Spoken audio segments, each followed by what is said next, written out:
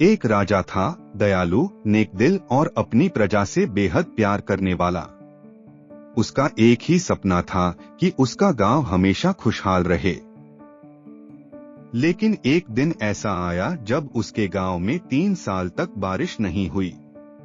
खेत सूख गए, कुएं खाली हो गए और पूरा गांव सूखे की चपेट में आ गया। राजा बहुत परेशान था। तभी उसके एक खबरी ने खबर दी, पास के सूखे जंगल में एक पुराना महल है जहां दुनिया भर का सोना और खजाना छुपा है। लेकिन उस महल में एक रहस्य था। वहां एक बूढ़ी औरत रहती थी, दिखने में भयानक और जादूटोना जानने वाली। हर कोई उस महल से दूर रहता था। लेकिन राजा अपनी प्रजा की खातिर डरा नहीं। वह 10 सैनिकों को लेकर उस महल पहुंच गया और खजाना समेटने लगा। तभी अचानक वह बूढ़ी औरत प्रकट हो गई। राजा के सैनिक घबरा गए, लेकिन राजा डटा रहा। राजा ने हाथ जोड़कर कहा, माई, मेरा पूरा गांव संकट में है। मुझे यह खजाना चाहिए। 1 साल बाद मैं सारा खजाना लौटा दूंगा। मेरी प्रजा पर दया करो। बूढ़ी औरत मुस्कुराई और बोली, ठीक है राजा, पैसा ले जा। लेकिन अगले साल इसी दिन तुम्हें वापस आना होगा और मेरी एक शर्त पूरी करनी होगी। राजा ने उस खजाने से गांव में सिंचाई बनवाई, व्यवस्थाएं सुधारी और देखते देखते पूरा गांव फिर से हरा भरा और खुशहाल हो गया। 1 साल पूरा होते ही राजा ने अपना वादा याद किया। बिना किसी देरी के वह फिर उसी जादुई महल की तरफ चल पड़ा। बूढ़ी औरत राजा को देखकर खुश हो गई।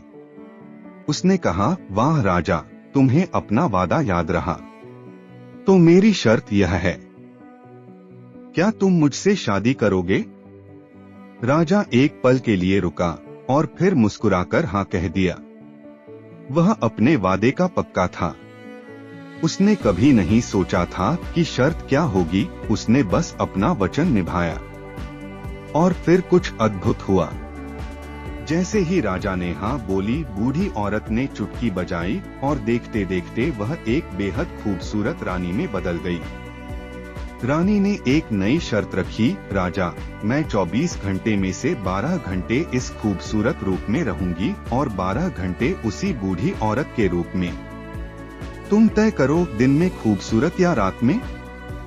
राजा ने मुस्कुराकर कहा, मैं कैसे रहूंगा, यह फैसला मैं कर सकता हूँ। लेकिन तुम कैसे रहोगी, यह तय करने का हक सिर्फ तुम्हारा है।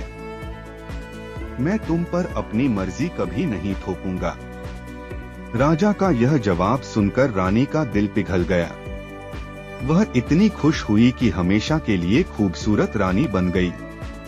उस दिन से दोनों ने मिलकर राज किया। और इस कहानी की सीख यह है, कभी भी अपने फायदे या खुशी के लिए किसी दूसरे इंसान को बदलने की कोशिश मत करो। उन्हें वैसे ही स्वीकार करो जैसे वे हैं। राजा और रानी ने मिलकर अपने राज्य को खुशहाल और समृद्ध बनाया। जहां प्रेम हो, सम्मान हो और स्वीकार्यता हो, वहीं असली खुशी बसती है।